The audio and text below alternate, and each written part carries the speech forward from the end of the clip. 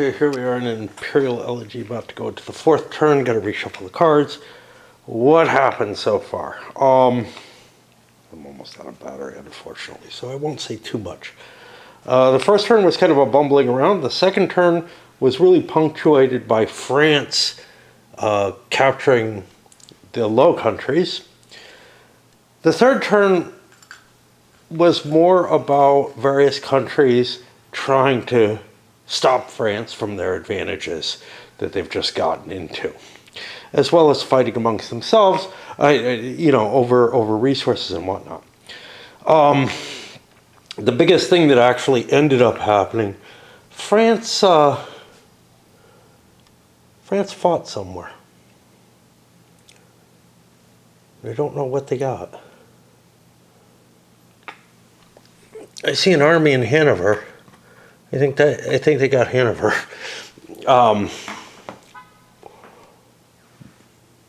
By attacking a minor. They were hoping to go down into Italy. They didn't do that. That is German, not French. The flags. So, I mean, the problem I have is the blue at the bottom, because I feel like the colors should match the countries. But those counters have their own color scheme no matter what. I guess the biggest thing that happened other than that, well, there were two wars. The French took Hanover and the Russians liberated Bulgaria. And then also, we've got the French, they grabbed Tunisia without a war through play of a card. And we found the initial power projections appear to be wrong for the British. They don't match the rules.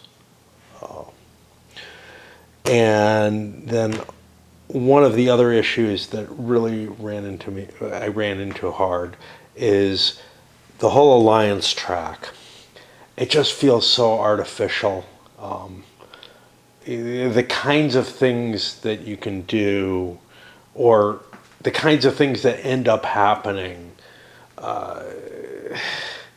just really piss me off. We had a situation where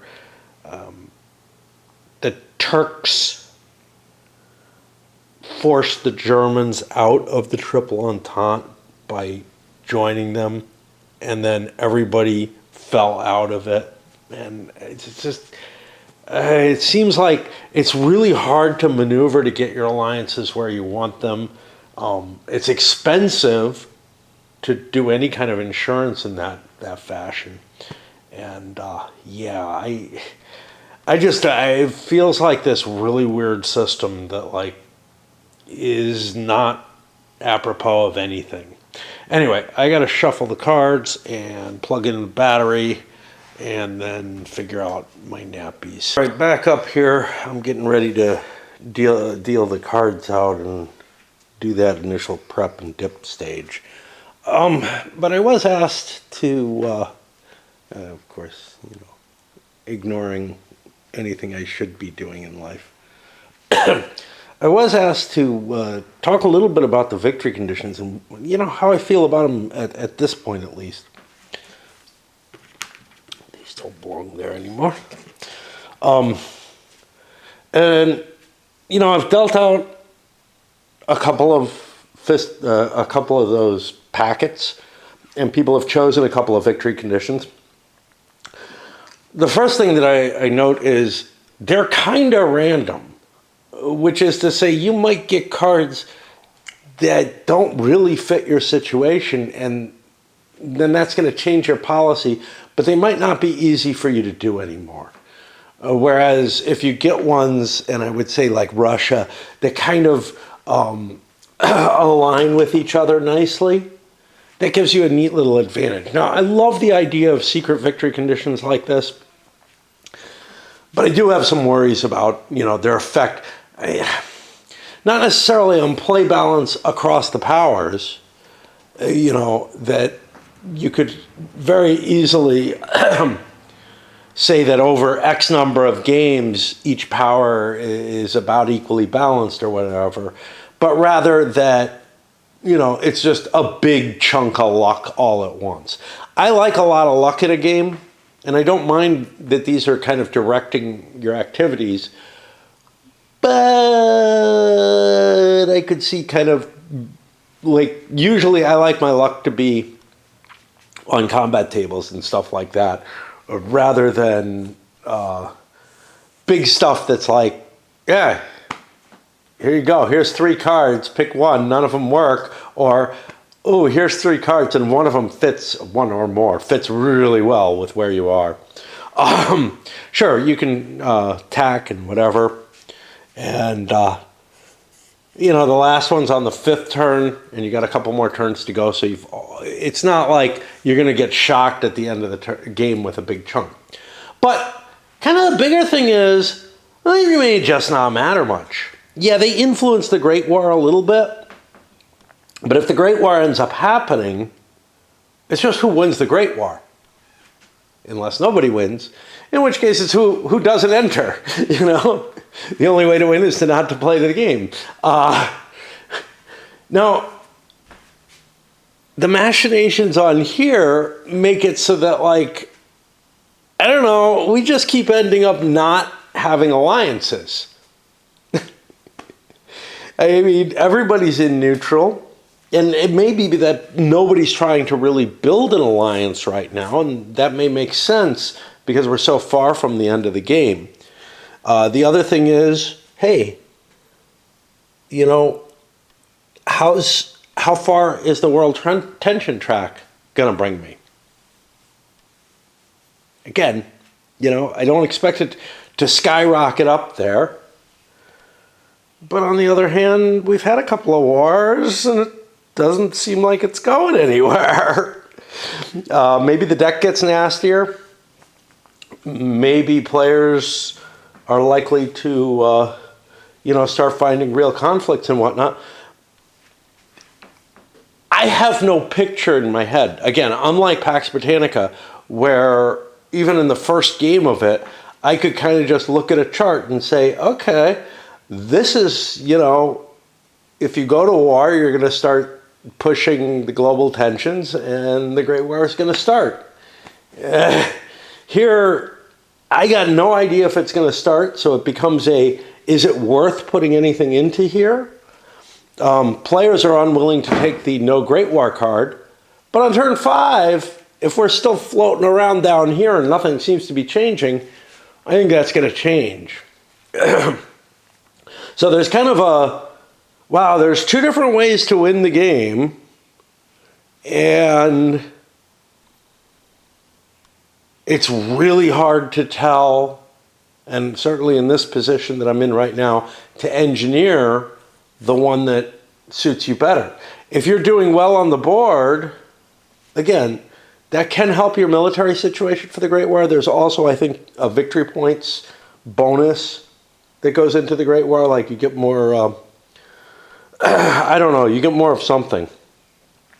It's past my mind, because that's a role that I don't get to play with, But, so I'm just kind of fiddling around with these countries and trying to make them as powerful as I can, trying to meet my goals and whatnot, which is kind of how I feel, the game is driving me. Yet, not really at all sure how to make myself win, So, like, yeah, Germany wants to unify. They want to unify no matter what. If they enter the Great War as Prussia, they're going to be a weak power and probably a detriment to their faction. Of course, if they just manage to stay neutral and other people enter the Great War and it stalemates, they win somehow out of nowhere. But they're probably not going to win on victory points, and they're a weakness to the faction they're on. Likewise, if Austria builds up its citizenship and everything, it's building up the points that it's getting, and I think positioning itself in a better place for the Great War. But who knows? But anyway, that's kind of the view I'm taking, is just, play the country as well as I can. And I like that. I like that because it becomes less of a game. It becomes less something that I can calculate and everything. But it is very weird, you know? And it's like, there's a part of me that, you know, rebels against it with this, yeah, but what should I be doing? Maintaining the flashpoints is also a pain in the ass. When you're going to draw cards, you got to make sure that they're right?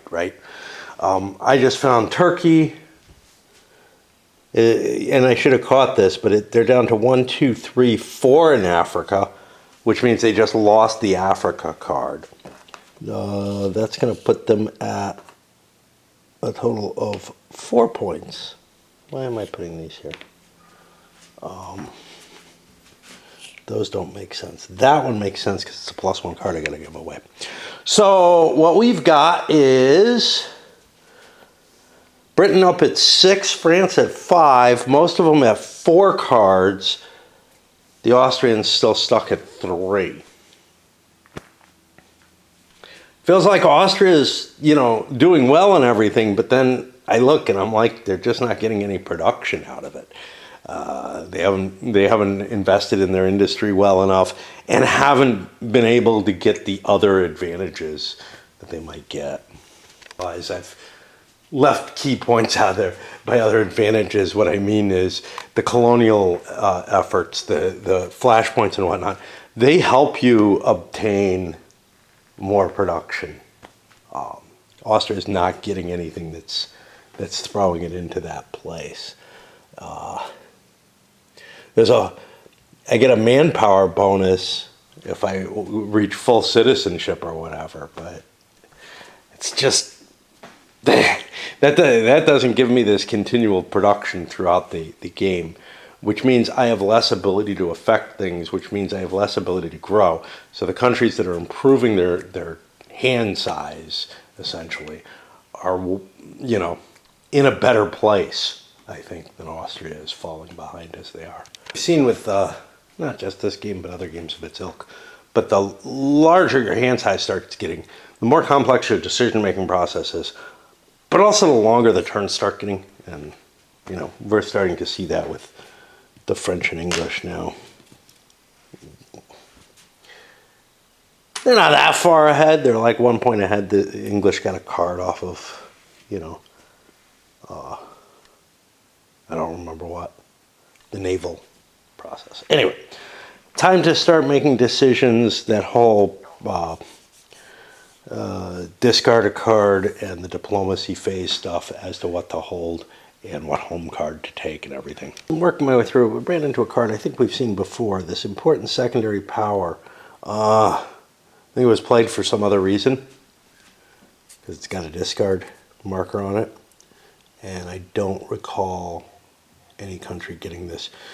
Choose an independent minor power. That power gains an army. Place the important secondary power chit in the power's space. That would be, you know, the actual power, the minor country or whatever. The player that is allied to that minor gains +1/2 card per turn. That's going to be hard to remember. There's no reminder on here. There won't be a reminder over here where I do my counting. It's kind of annoying. Catch up on something that I forgot last turn. The Brits normally don't get to build an army because they don't have any reserves. I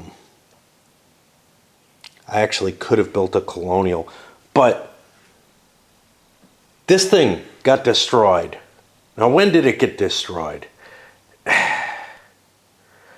I don't know. I don't remember anymore. It feels like I should have built up more than one because I'm thinking it got destroyed back in the first turn. I have not been in a war since then. So we will rebuild the entirety. This is going back to the end phase of the militarism. I just don't think about the Brits, but yeah, they've got armies. They've got colonials they could be building too. They have a second one available to them now. This is actually in a nice position. I've added 3 territories to my country. I have an ally. I have met the Napoleon's Legacy. That doesn't give me an auto win or anything, but it means that I can focus on other things and defend myself. And my other card looks great for that. So I'm going with the City of Light because that has its own advantages and whatnot. I don't remember what it does, I just know it's good.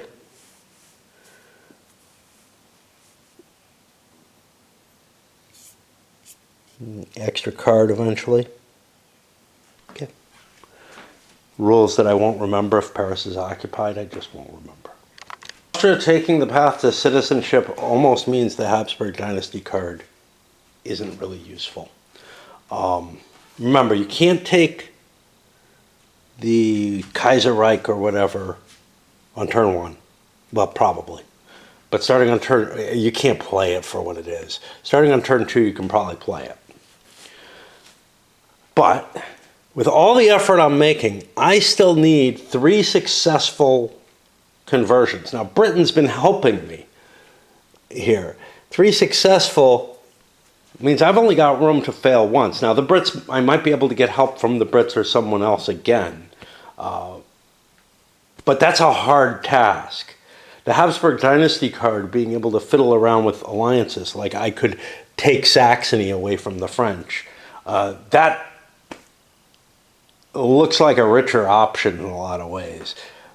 But I always feel like the thing Austria's always blamed for is failing to ever achieve that multicultural, I don't know what to call it. Failure to integrate the many nationalities properly.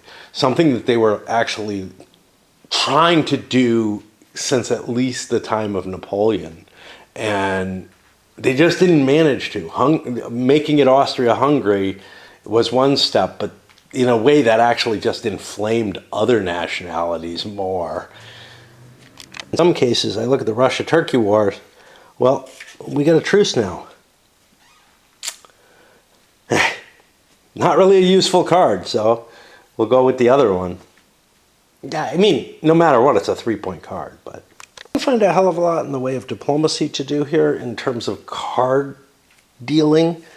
Other diplomacy I can do kind of in situ, but I have the feeling that Turkey is going to try to use Tunisia with its jihad card, because I don't need the modernization. I actually have, the foreign investment card in my own hand, and that's kind of powerful. I can, as far as I can see, I can trigger that on myself and cause good things to happen.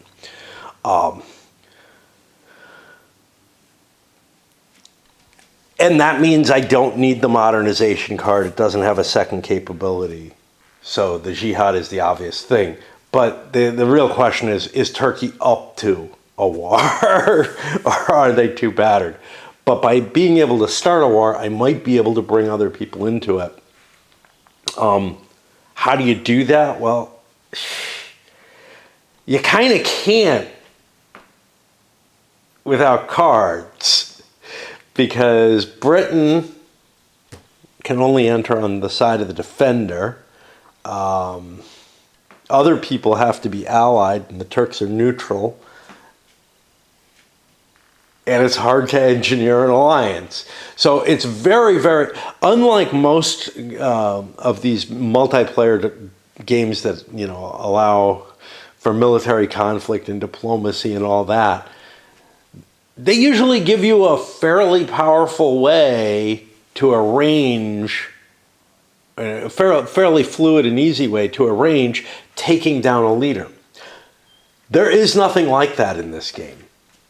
The Byzantine efforts over on there, which I still am absolutely unsure if I like at all, and the alliance track make it so that, unlike almost everything else in the Here I Stand flavor, someone can just kind of run away with the game because, I mean, they can invest their own points to prevent alliances from forming against them,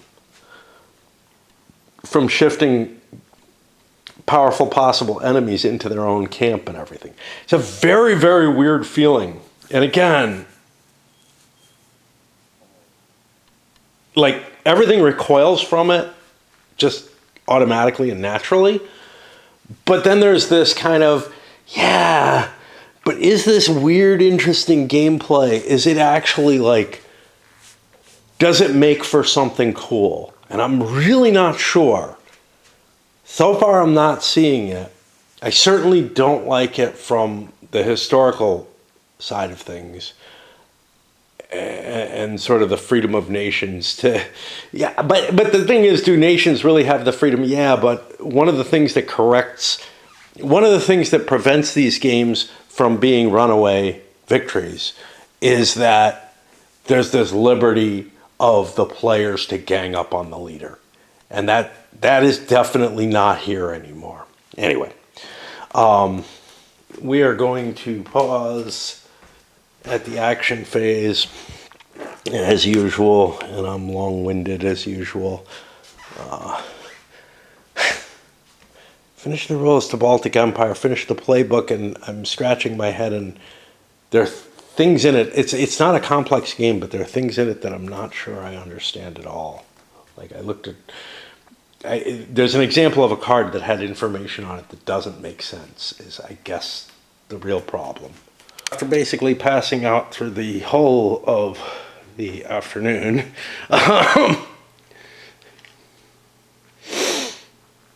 actually, I really do have to go shopping tomorrow. I mean, it's never an emergency. It really isn't. There's been a couple of times when through all of this, it's been a real problem. But, yeah, it means my next load, if I don't go, is going to be heavier, is really what it means.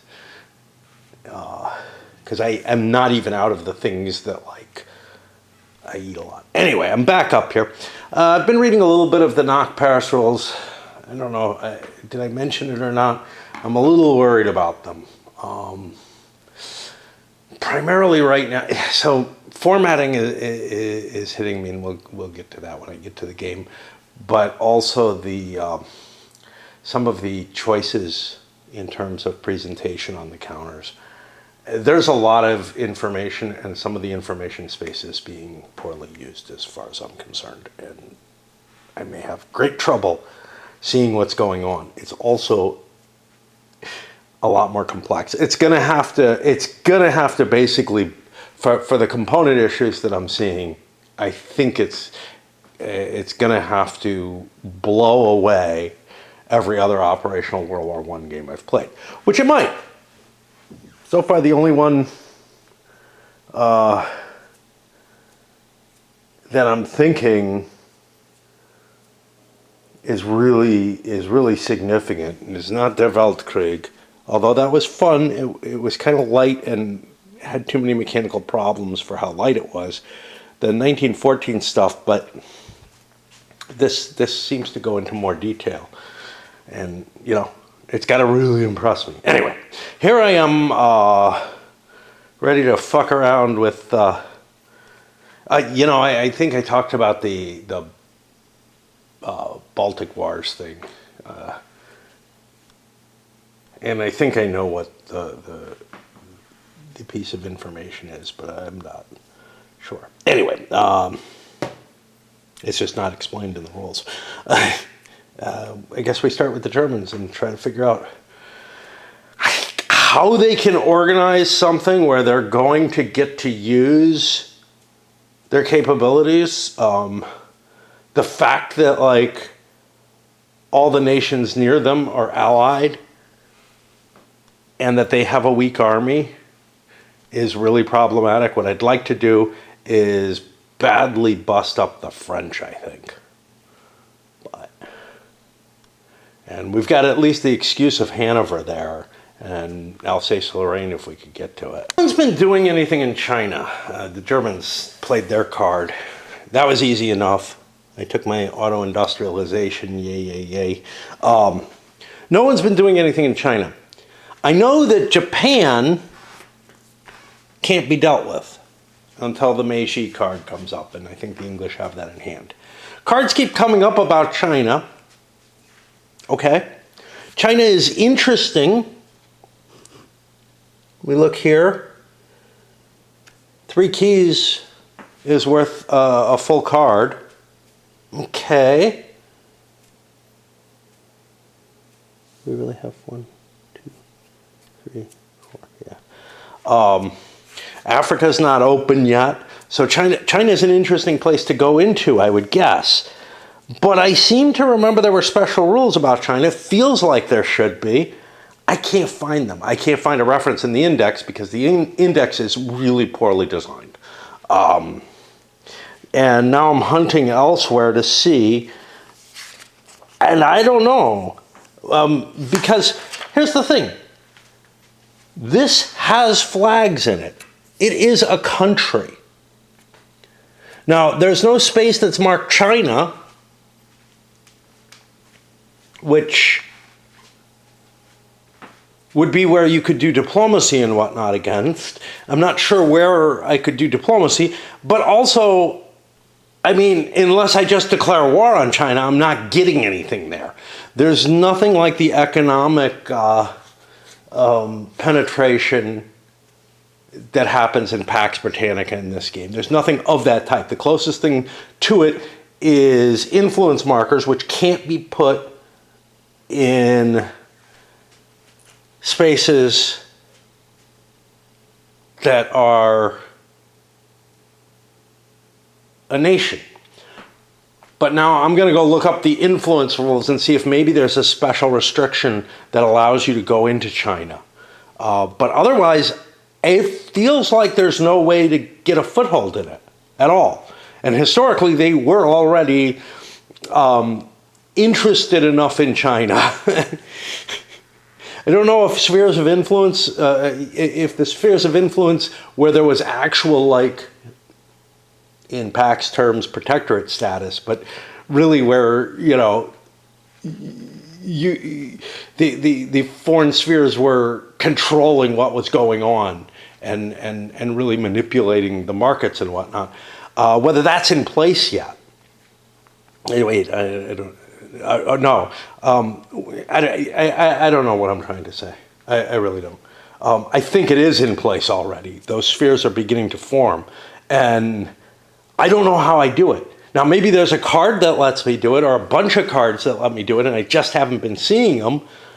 And I could look through the playbook and see, but they wouldn't tell me what the card actually does. There's no compendium of what the card does. There's just a list of, there's the cards with historical information about them, which I find really, really disturbing. When you have rules questions, you need to be able to look at the specific card and its text. And if there's no compendium, you can't do that. At the other side of it, I've already talked about the competitive aspect. If you want to be able to play a game like this well, you have to know the deck and know what everything does. I don't really give a shit about that, but I really give a shit about, I don't know whether I can do anything in China. I found one quick thing. Place diplomacy. I can't place diplomacy markers in China. It's defined as all spaces with the Qing flag. Then I look over here, place influence. They can only be placed in uncontrolled spaces.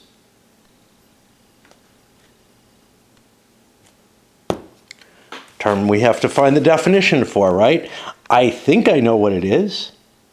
I think it's spaces without a flag. The index did come through and gave me the right page. They're purple spaces without flags.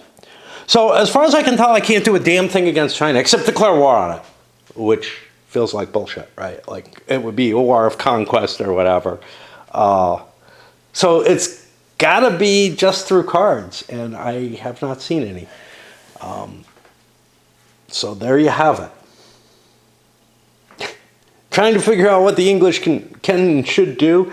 And at the back of my mind, like, I know what I want to do. I want to play around and do, you know, maybe the Great Game or something along those lines. You know, extend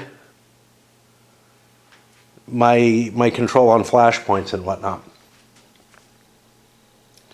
But I've also got this huge weight over this sort of Damocles sitting there about France, that the European powers need to do something about France, and how to utilize this thing to try and arrange so that a bunch of us can beat up France. And you know, I mean, England's doing fine, or the UK, but like, I don't think they're doing as fine as the French are. The power projection thing, it is a little weird. Because Britain could actually lose the naval race, their equivalent of the naval race, where they insisted on twice the tonnage, not twice the tonnage of their nearest competitor, but enough tonnage to fight and win against their two closest competitors navally. And that would be ships alone. That's absolutely vital in terms of like protecting the island, you know? Whereas, and I don't know what these victory point markers are useful for. So far, nobody's generating any. The power projection shows something different. Somebody could build up a hell of a navy that could threaten Britain itself, yet not have the ports elsewhere. You know, like a Russia could have a big enough navy that it breaks that 2 times. I feel like the Brits would be very unhappy if Russia or Germany especially, or France, had a huge navy, but didn't have a lot of worldwide exposure, you know, this power projection thing. The victory point card that I'm holding is about power projection alone, and I'm okay with that, but there really ought to be something other than the power projection that is expressing England's like naval susceptibility, that if they lose the shipping race, they're in real trouble, because that was such a vital tenet of theirs. And I mean, I can look through here. I don't remember any, but I don't see it. Great soul searching. The English play a big 3-point card. I think I'm going to go for a 5 out of 6 on the industry. I have a 1-point card that I don't necessarily want to use, but I don't want to throw the railways away yet, and I'm not that worried about the Turks. They've gotten kind of hurt a little bit. And I extended the Great Game, but more importantly, perhaps, I dropped a diplomacy in Piedmont, because that's going to set me up to try to make an anti-French ally down there. Let's pull that away. It's no good for it to be there. Do not want that there. They gained control of West Africa. And by the way, I found the French are holding a card that allows China to start getting interfered with.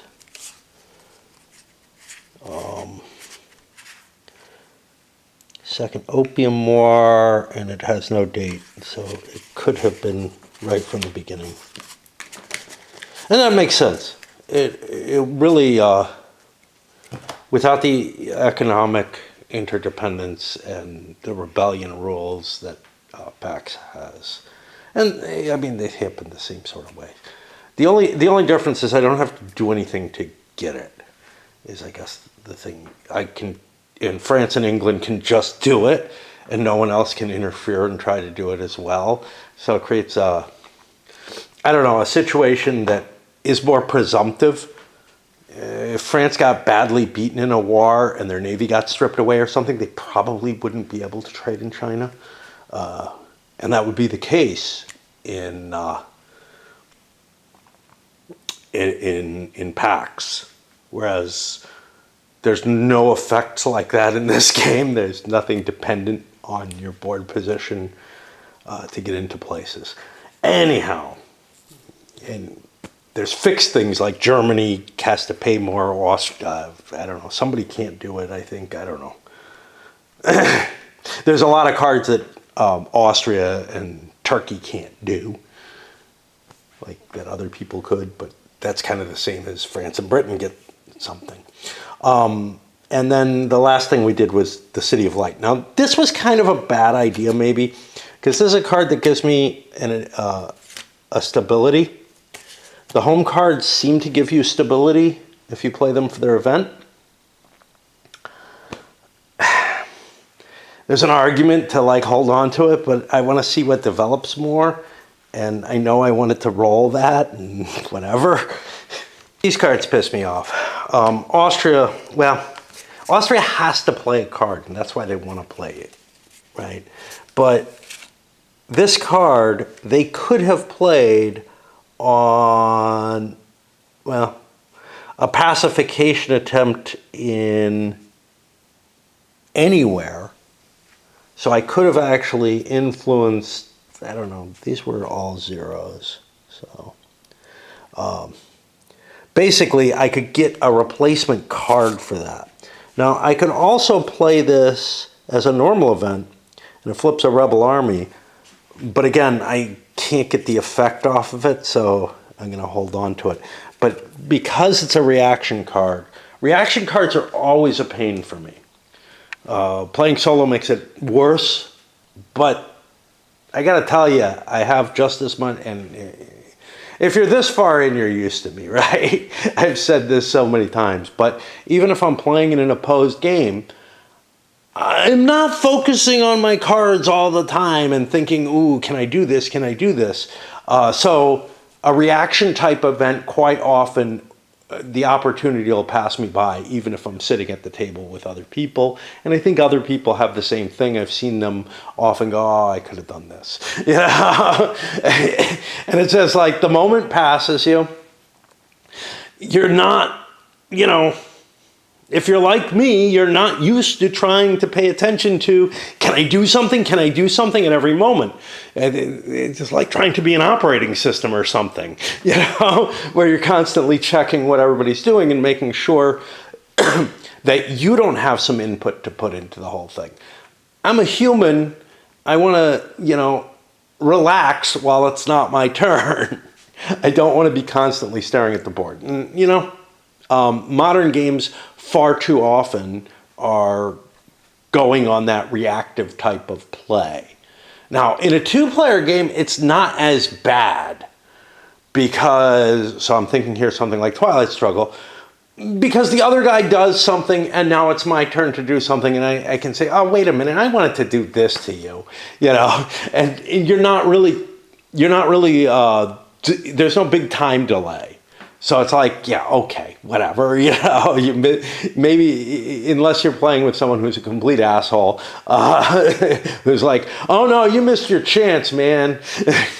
Now, if they do other things after they do that, well, then yeah, I don't know. You have to take the context into more consideration. And yeah, some of these pulsed games allow you, just like here, to play a card, to use some of your points for something that might cause a reaction opportunity. Then when they get away with it and it's successful, they go do other things. And it's like, yeah, you know, I mean, I'd have to unwind everything. And now you've seen what I planned and everything. It's not really fair. I don't know. Anyway. Where I'm trying to play 6 powers at once, though, it's very obvious that, like, any cards that are reaction, unless I put them face up thinking, oh, I might want to do this. Decision making on the Austrians, and I don't want to go into this much detail, but I'm struggling so hard trying to play, and this has been the case with these CDGs with of the Here I Stand nature. It's not just the complexity, but the complexity brings this piece into the almost intolerable for me. I got a whole bunch of different things I can do, a whole bunch of different points that I can use on this menu, a whole bunch of events. My hand size is too big for my little mind. Now I know I want to do this, so I may just fire that off and try it. But, you know, and grant citizenship to something.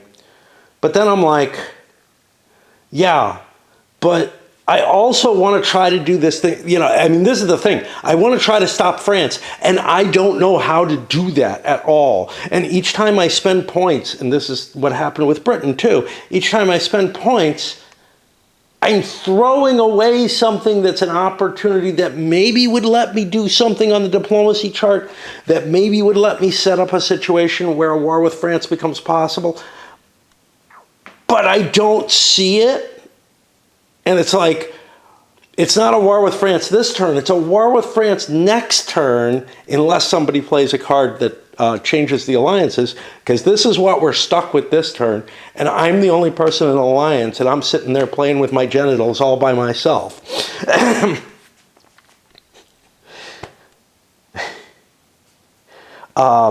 I guess I'll just do the Kaiserreich card. I can't process this much information at once. And, you know, I have a girl in my group, not that we've played for a long time, but who was, you know, more autistic than I am. And the executive dysfunction aspect of it, being faced with, like, because she's less used to games and everything, just almost every decision just pinned on that kind of, you know, frantic sort of mind-worrying, seeing everything in every direction and not being able to come up with good ideas of what to do at all. Just being in this total paralysis situation. And that's how this makes me feel. Now, once I get down to a couple of cards, it gets easier if I can understand the game state. And I'm feeling like I can in this game. It's not as bad as the EU pop. But anyway, what am I trying to do here? I'm going to attempt to grant citizenship. Well, here again, I'm playing a card that I don't really want to play right now, but it's reducing my choices. The reason I don't want to play it, my stability is at its highest. I roll a die. I need greater than 3.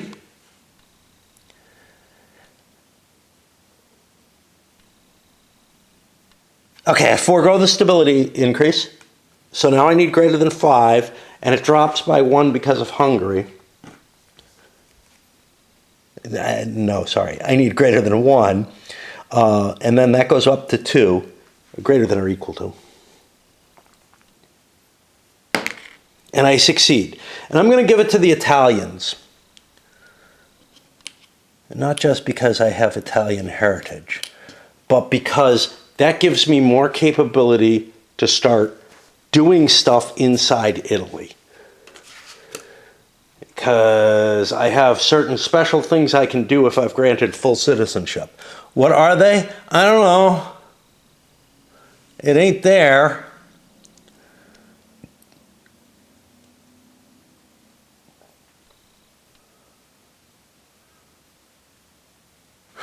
This is kind of funny. I don't need this card.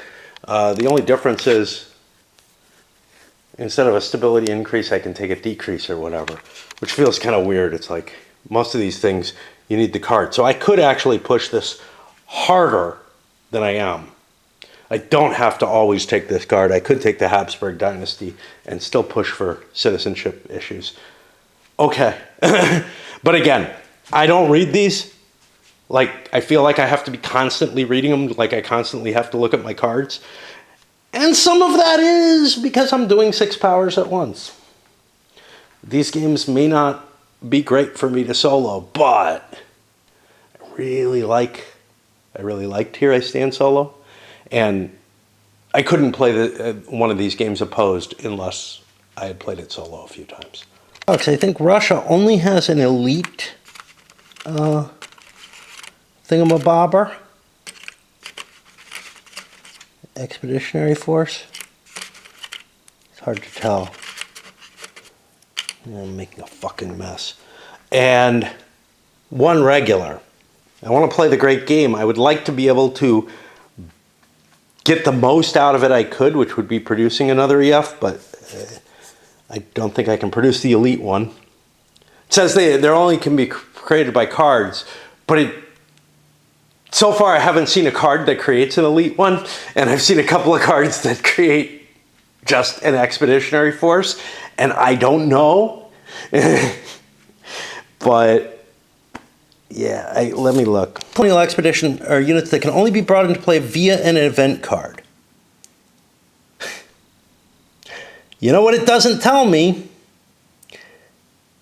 It doesn't tell me that there are, my assumption is that there's specific cards that create those elite expeditionary forces.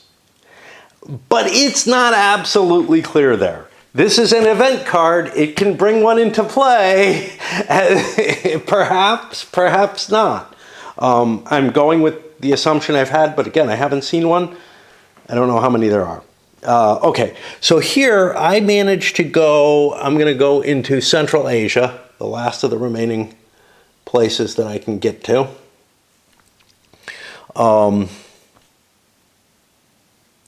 And I get an influence marker. I get basically an influence is 1.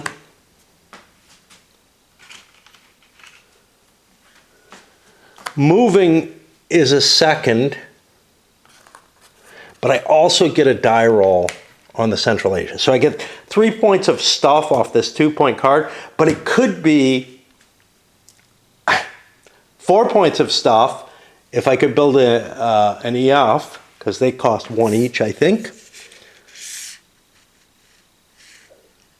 No, 2. Yeah, but one of them is the building.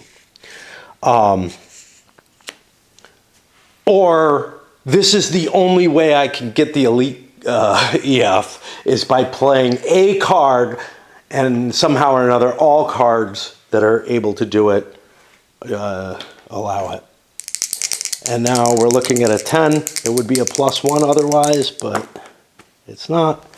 And that ups this because we had a failure. So now we're contesting the English here. And that's a big deal because it takes 3 of them, and Persia has an army in it. If my assumption is wrong, I'm pissed off to all hell, because it should really be that clear. And the errata should have said, any card that creates an EF will create an elite, is allowed to create an elite EF. That definitely should have been caught. That's a clarification. And my reliance, like if this game did not have the errata that it has, I would say, okay, we just don't know, but no matter what, I'm kind of pissed anyway. Like, if I'm making the right decision here, that's fine, I guess, because I am eventually going to be, I don't know, justified in not building these. But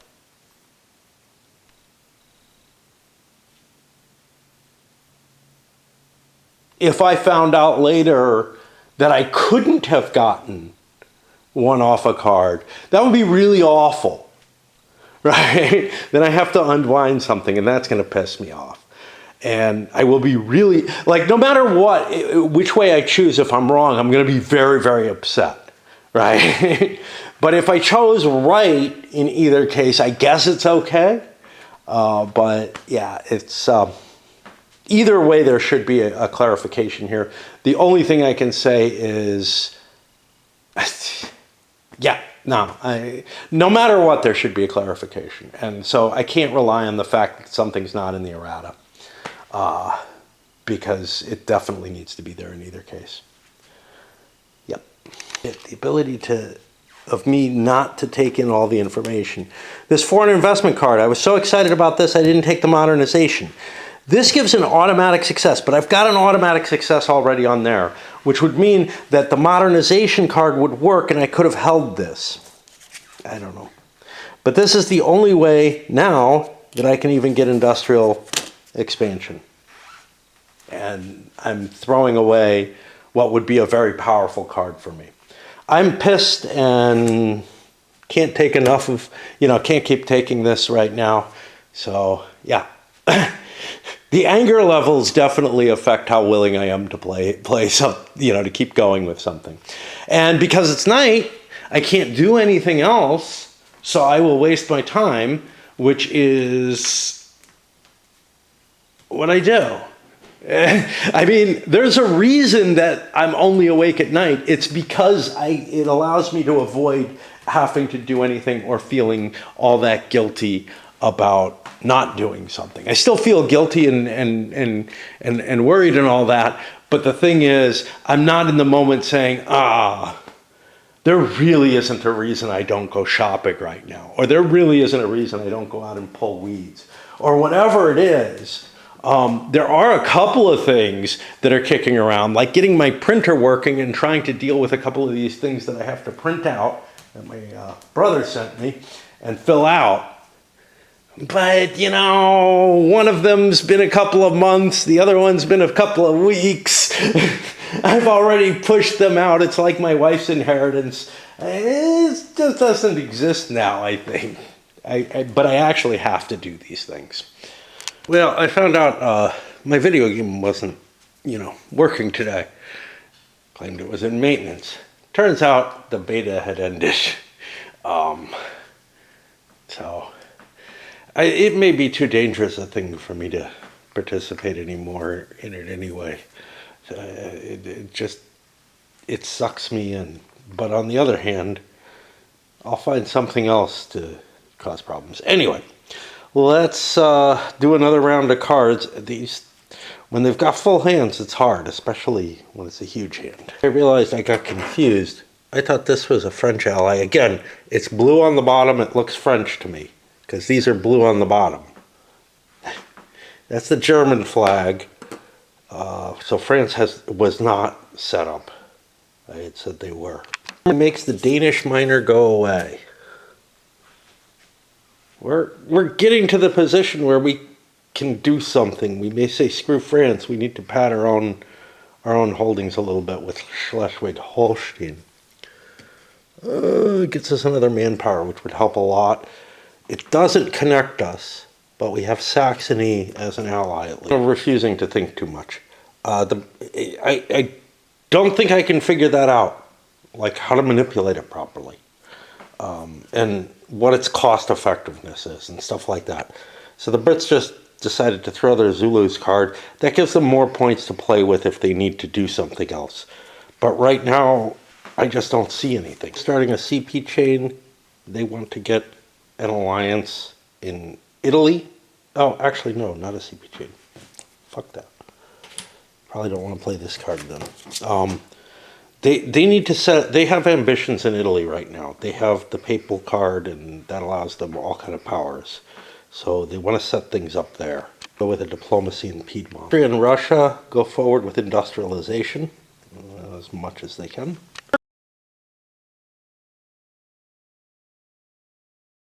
Turks have a card which requires the discarding either a stability lost or the discarding of a random card. So they're actually going to play their big cards at this point. Turkey dropped this, which they could, of course, use for it, but whatever. To build an army in Egypt.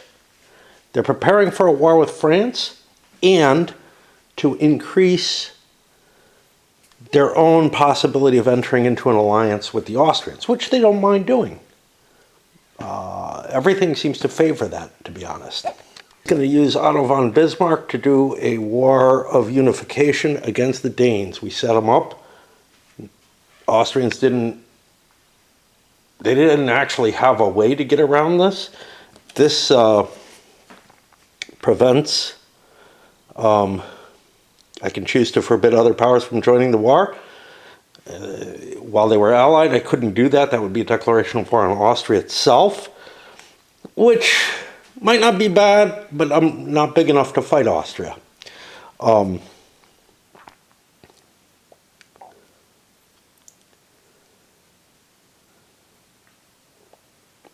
And that gives me, I get a point of stability, but that doesn't really matter. But that gives me a position where I will have to beat this army, but I should be okay at it. Now remember, machine guns are in play. I don't remember, I know they don't work against rebels, but, or they don't, the rebels don't have them.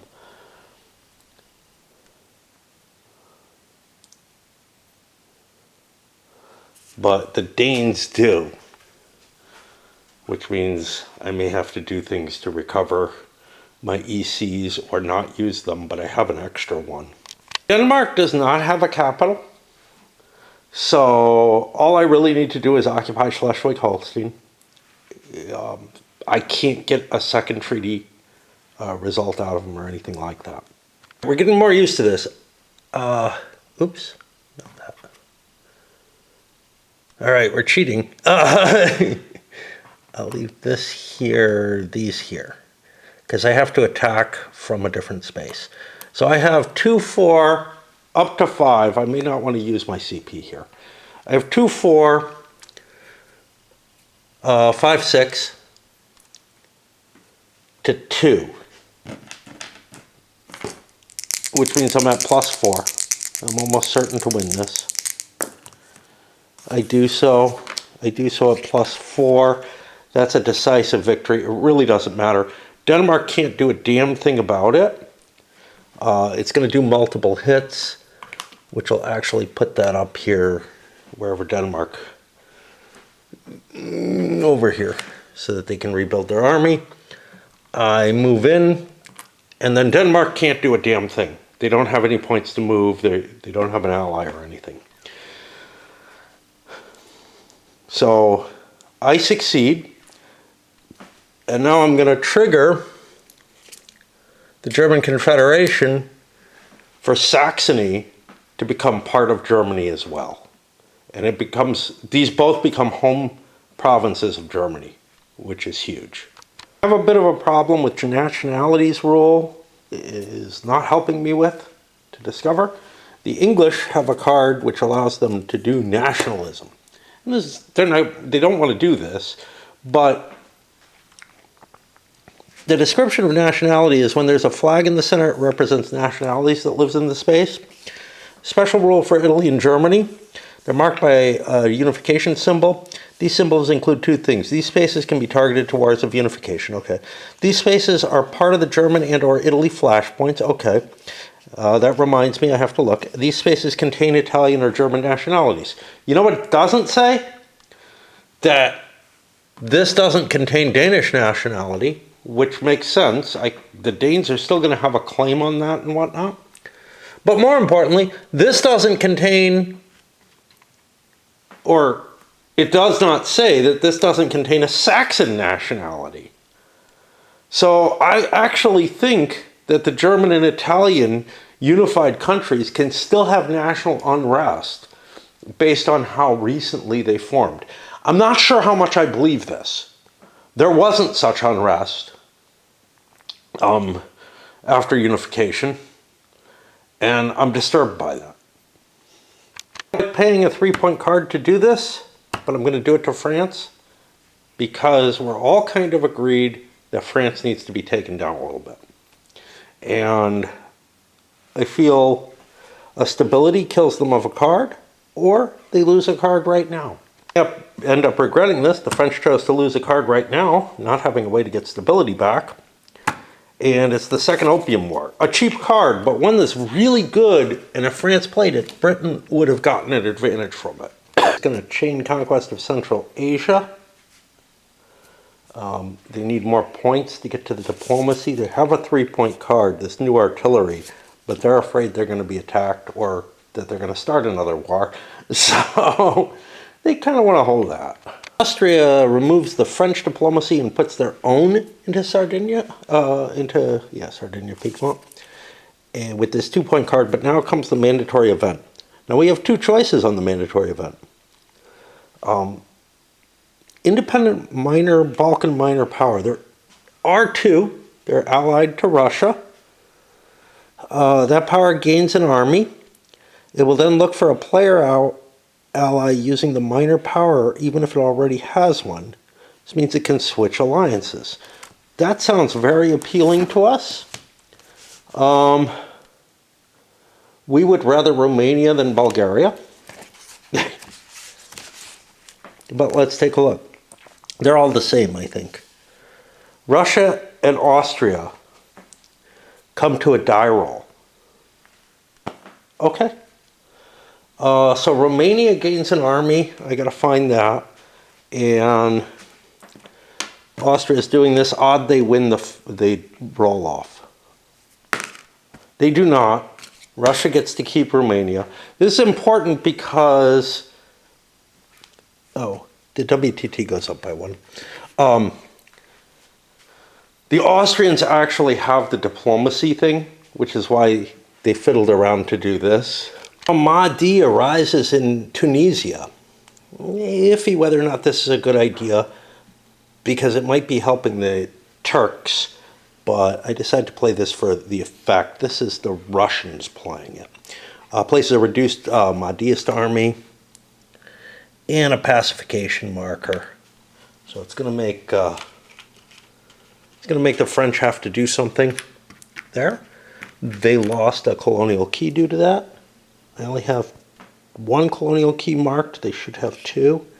I just dropped down and I'm like, what happened? Well, they have this one. I can't keep the numbers straight. This card goes away.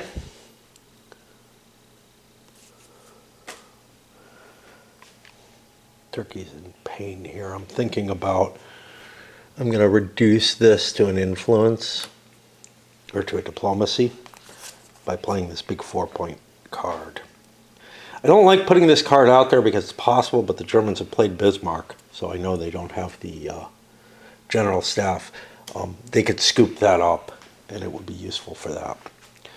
I think I'm going to stop for a while. Maybe try to sleep. It would be a good idea to sleep. It would be a really good idea to sleep. I was thinking about, trying to improve my situation in Kuwait. Kuwait is part of the Great Game? Yeah, how about that? So there is actually another Great Game space. The English, if they could have gotten in there earlier, would actually dominate. Let me make sure I'm not dominating anything. Italy, or Germany, is of interest. 1, 2, actually I could just look at how many German keys there are. They're at 7, they need 1 more. Does that make sense? Maybe, maybe not. 1, 2, 3, 4, 5, 6, 7, yeah. They need 1 more to dominate Germany, and that gives them an extra card. Central Europe is still a mess. The Great Game's still a mess. I don't think anything's happened to anybody anywhere else. Have to track down who they are and where. Yeah. So this is not a bad time. A bad time for me to stop. The card deck is getting big enough. Things aren't likely to come up out of it. So there's really no assurance. Like Africa may never have whatever the conference is there, the Berlin Cone. I don't know why it's called cone. Oh, I'm guessing that's an F. Yeah, that's an F with a dot next to it. Okay, that's better. They lost that. That doesn't do anything to them. Does it? How is the Balkans here? It's just whoever has the most keys. And right now I'm sitting on 4. The Russians have 2. But I want to weaken the Russian position, because if I'm going to war with France, the last thing I want to have happen is somehow for Russia to end up aligned with France. and able to get into another war. And we will be able to next turn. Still got the Jihad card. I don't want to fight France on my own, although I can ask them how many cards they have. They have a decent number. If I could pillage their cards, I could do something, but I can't pass with the home card, and we have the same number of cards. So there's no real capability of playing around with that. Up here, it's supposed to rain in the morning, I don't know, and then be cloudy most of the day, never get quite as hot. I was hoping to go shopping, but I don't know what's going to happen. I came back up here. Germany has 2 cards. They want to hold one of them, probably the Polish Revolt, that can help them against the Russians or whatever, maybe. But I don't know what to do with the 2 points. Maybe I could build an army or a navy or something. That's a Danish fleet. I have a point that could go into that. I could build another squadron, actually, still. Can only hold 1 card. I could conceivably do some diplomacy somewhere, but it's not really going to help me.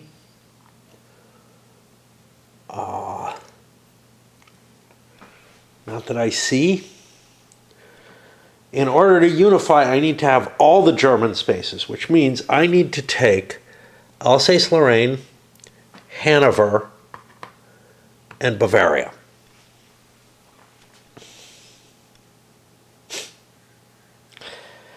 So I'm in this position where I'm like, well, maybe I would be willing to ally with Austria under the terms that we, you support my unification war against France, where I'm going to be trying to take both Hanover and Alsace-Lorraine. And I don't know that Austria is particularly happy about this. They're more interested in the Turkish war, which is leaving the Germans in this position of, well, then maybe I want to go on the other side of things so that when France is pushed into the other side, I can join them. Or I can just hit Austria or something. If I just want to hit Austria, I don't really want to pay. I don't know what my manpower situation is. I have only 2 armies on the board. That is my current manpower. It's going to go up, I think, to 3. I have to look. It's going to go up to 3.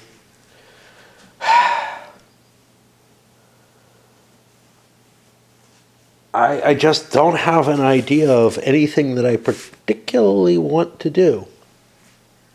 Now, if something costs extra for me, I could play a 2-point card for pacification is the thing that costs extra. So I couldn't get myself into, say, Africa and do that. I don't know, man. And why don't I have, I should, a point here? Because I bought me a fleet. Yeah, it's really hard to keep track of the tracks. I don't know what to do. I really don't.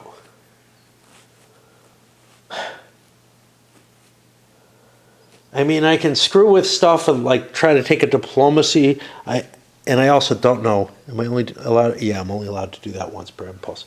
So I could take like the Austrian diplomacy away, but it doesn't. Like I kind of want it there because that's anti-French, and I'm really not upset about that. I really don't know what to do to prepare myself. Especially in terms of alliance situation, because what I need to do is I need to hit France and I need to hit Austria.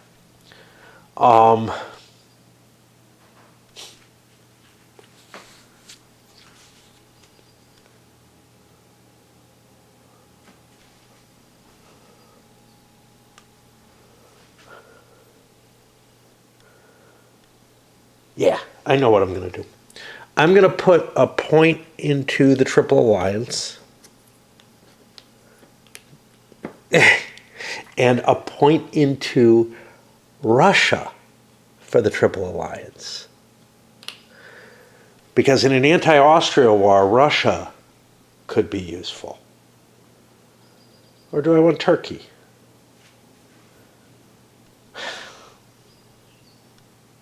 No, I want Russia. I don't know. And I'll expend my card on that. But you can see, I mean, some of these decisions are just painfully hard because I can't come up with anything really viable that'll help me. I'm used to in these games being able to figure out at least something that'll help me. It's not the only thing that is going wrong, but yeah.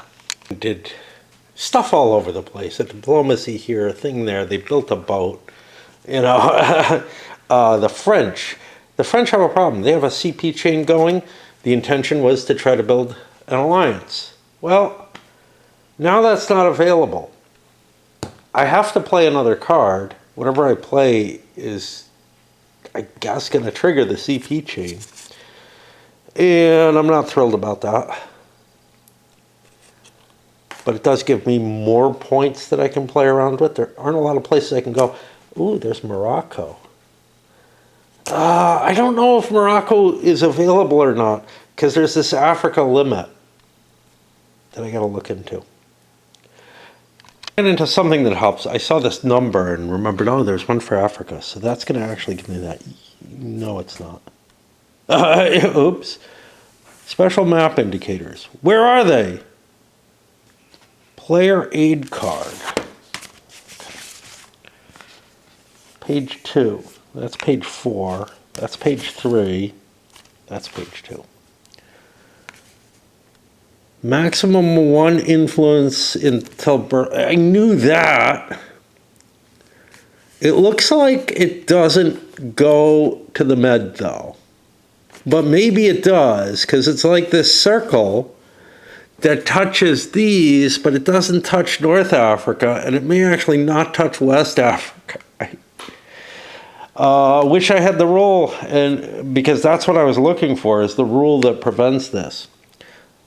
But maybe it's under influence. I don't know. I looked already, obviously, in the index, and that was useless. Clear. It could have been made clear on the player aid, too, but no. They didn't attempt to do that. Yeah. But at least I'm, you know, at least it was in a place that I could think of.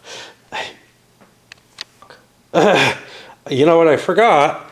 I forgot there's this Mahdiist army here, which I really should have been dealing with instead.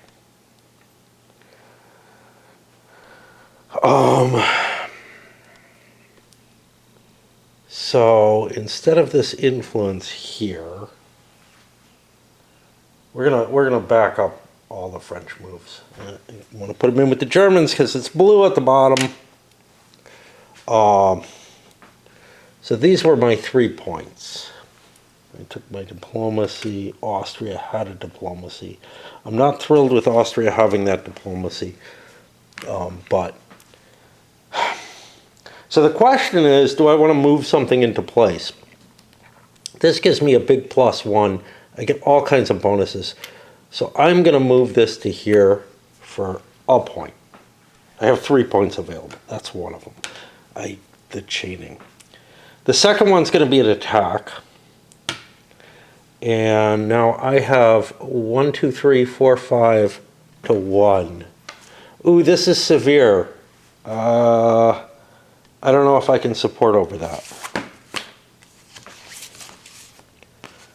Where's the support chart? And if I can't find...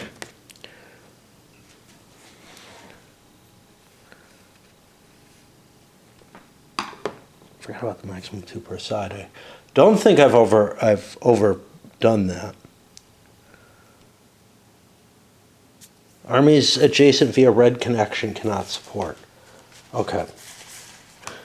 And I would have had a penalty attacking across there anyway. So I've actually got 3 to 1, so I'm at +2.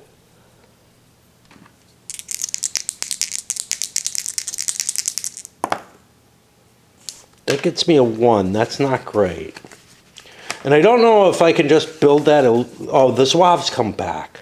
That's the deal. Okay. Well, a 1's not great. We each take a hit. Both sides take an extra casualty if the... Okay. So we have defeated the Mahdeists, but we haven't done anything about that. And this is dead. I don't know where to put this because it comes back for free, right? It may be rebuilt in Algeria, but it's also rebuilt for free during the prep phase. Prep phase is when cards go. That doesn't make any fucking sense, but we've talked about that already. Okay. I think I spend my final point on the diplomacy and leave this there. Now, this is weird. I guess I don't own Tunisia for now, but it's also not a war of independence. It's not gonna declare itself free, if I recall correctly. And now I'm on the Austrians. Austria just took their dip back, and they still have 1 card left. The French actually have 2 cards left. Russia played a couple of points and succeeded in taking Central Asia. They get a key there. I'm actually not sure if my key totals are at all right. Like, I'm thinking about like the Brits' colonial keys. Who knows? Who knows? It's just so hard to keep track of. And we're on Turkey, and then I stop. Their jihad card for points. They took Kuwait. That increased their keys by 1. And there was a Russian diplomacy sitting over in Bulgaria. Russia almost certainly, if they realized that that had been changed, would have fixed it. Now, it's not. And that's one of the things in these games. That can happen a lot. Somebody does something, and you either didn't notice or forget about it or whatever. And yeah, you get blindsided.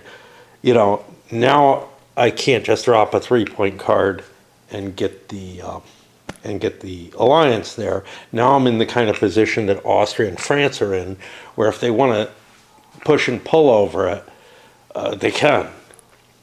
All right, that's going to put me... Prussia is going to pass, but I've got way too many cards to just go around another time or two. The Brits have a huge hand. As usual, sleep thing doesn't seem to be coming, and now I'm like tossing back and forth in my head. Can I stay up another hour or two and go? I don't know. It's still supposed to rain in the morning, not heavily. Past Brits. Wow. Wrong type of marker. Moved the what should have been in a diplomacy up to an ally. No.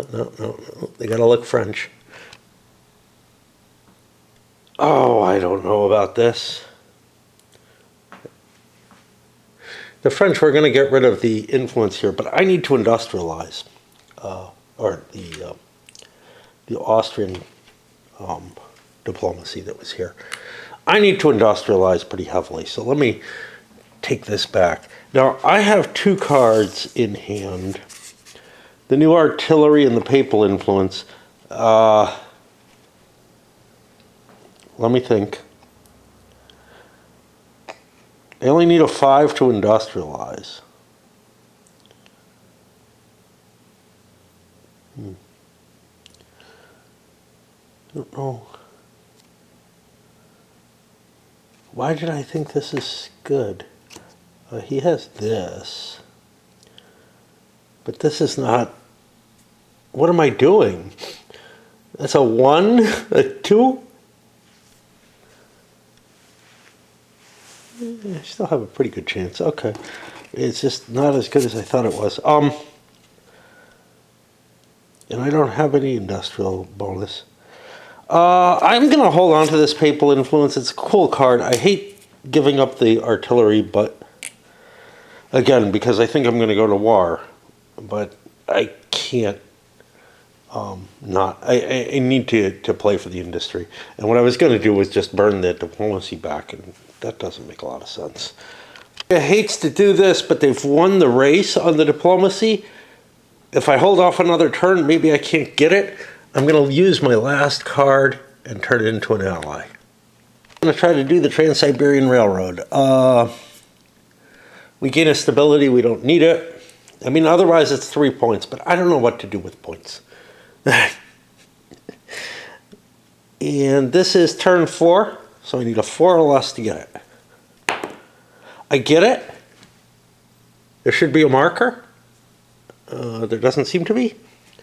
There should be a space over there for it, but I've got this.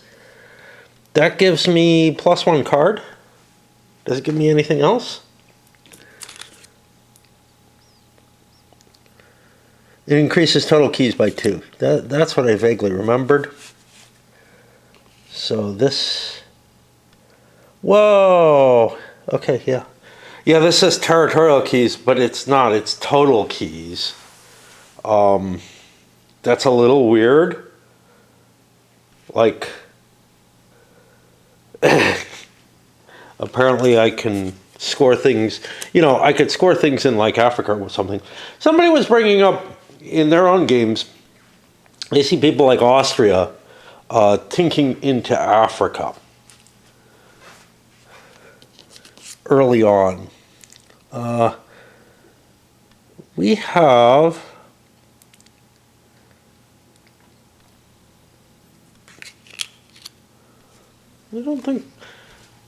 I don't see, so here we have the Zollverein, German, no, that's not it. Continental focus. Until Germany unifies, trying to do pacifications cost 2 each. That's the hard part, so, you know, you don't want to do that. I thought there was something similar here. Yeah, continental power, pacification costs 2. So there's nothing against them doing it. It's just, it's so expensive that it doesn't feel like it's going to be terribly useful. That's not going to give them a territorial key. They have no space for colonial keys, so they get almost nothing off of it. For whatever it's worth. There's nothing preventing them, they're just not interested in it. There's the rain. It's nothing heavy, but I wouldn't want it to be out in it. Once that's done, then I gotta make up my mind. Turkey. Turkey is playing the economic panic card, which they've held. They're going to discard this for it. But right now I'm trying to figure out what to do with my 2 points. That's the hard part right now. Nasty holding a card like this till the end of the round. Turkey threw their card away. Everybody else threw a card away except for the Brits. Who, let's see, that's 3. 1, 2, 3. No, the Austrians didn't throw one away. Austrians take a stability hit. The Brits took a stability hit, but they have a card that gives them a stability plus another card. That means everybody is out of cards now. Except for the Brits. The Turks used their points to improve the chances of a Turkish-Austrian alliance. We're really in favor of that. Although, maybe not all that in favor. Let's keep the Turks there, and let's pay an influence to get something there. Now that doesn't look British, because that's not the right thing, or French. That's not the right chip. That's how I can tell.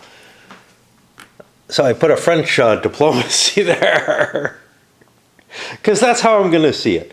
I wasn't really thinking a lot about diplomacy, but with the Turks, it's not really their goal. But you know what? Getting Bulgaria back is our goal. Proves their stability with their home card. Gets a draw. It's not this. It's a 1-pointer. They play the important secondary power. This can only be played once. It's got the little discard marker on there. Beginning to see some cards without the discard have instructions to discard them. Some cards with it have instructions, but most of them just have that marker. Made Sicily into a secondary power. It has an extra army. It gives me an extra half card. It's not going to make much difference because I have a half card here for... no. It gives me an extra half card, which is going to make a difference. I don't have anything to mark this. I could put the card with the English. I'm going to try to remember. It would really be helpful to have... What are all these? I don't know. To have a marker to go along with this. Here. I'll give them this. That looks like it's half and half. There's a ton of blank counters, so they could have put some additional reminder counters into the game that they just didn't. Okay, well look, the English still have a couple of cards they gotta play. One of which is the Meiji Restoration, which we may want to intervene in. Now that brings a significant issue. Mandatory cards can be played for their events, or must be, but when playing them, you must trigger both. The events on the mandatory are resolved first. So far I haven't had to worry about that, and I've done it in the opposite order as I did with the Turks. Here it's really important because I got points. So what I'm going to do with the Brits, since nobody has any cards, is I'm going to chain this, play this. That gets me 4. Meiji, I'm playing this just for the points. Now this would be really helpful to me, but I need the points. Meiji happens, so one Japanese army and naval squadron goes there, and then I can make Japan into an ally, which is really, really helpful to me, honestly, because I don't have a navy over on that side of the board. We'll hold their final card here. Maybe cut another deal with Austria. I don't know. I feel like Austria's getting ahead, kind of. Maybe it's dangerous. But it's been kind of cool so far using that. And we know we have a working relationship with it. So, you know. Anyway, I've got no matter what, it gives me a point that I can hold. Which puts me to the end phase. We got some miners growing here. So like the Danes get to grow. I don't know what's up with these. Some of these might be damaged, so they get to grow as well. Slowly growing, in some cases growing back. Only the Austrians had to take a reserve army. Everybody else has managed to either lose them or gain things, which allow them to build more armies. The English gained things in terms of colonial keys. So this is not just now, but they have 2 colonial manpower, so they can gain an extra army. Their main standing army is only 1 unit no matter what. They're not able to play in as exciting a fashion as everyone else. Okay, I did the miners first. Boat's got to go to port. We had some wars. Nobody seems to have sailed out. Okay.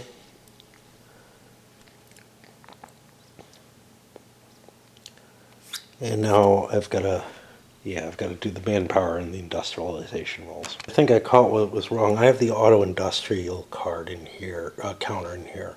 I failed at my industrialization, but I think it was supposed to be an auto, which is why things went the way they did. The Turks also, they have an auto-industrial as well. Off of, unfortunately, the best industrialization card they could probably get.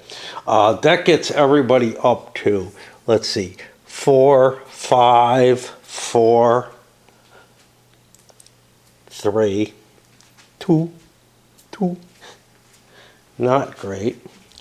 That got us through those. Truces fade away. I'm just checking to make sure there aren't any over there. We got these 2. Which, I don't know, I'll put wherever I can.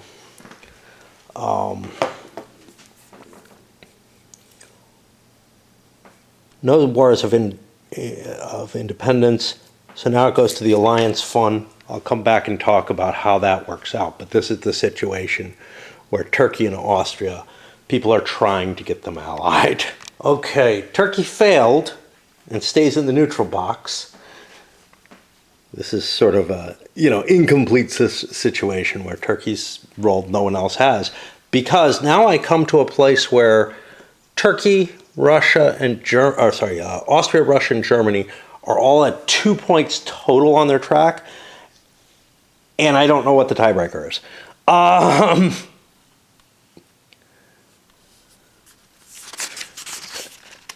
need to find that.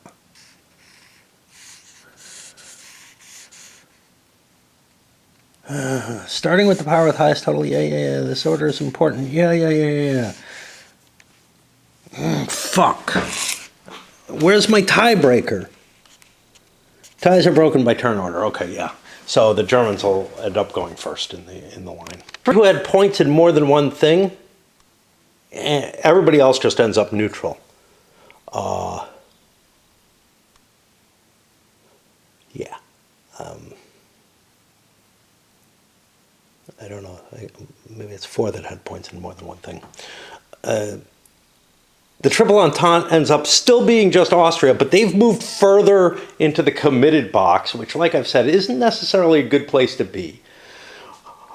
Russia and Germany have ended up in the Triple Alliance. France is open. Either of these alliances or whatever can attack them. Everyone else is going to stay at 0.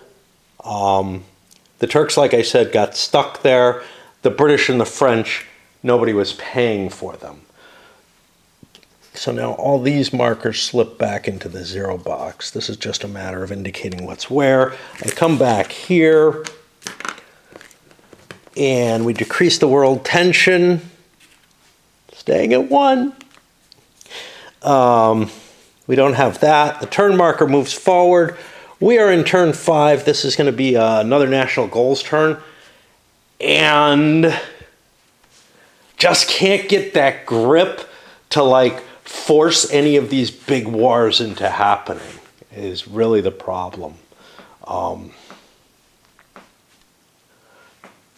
Germany seriously doesn't... Did I forget to build a German army?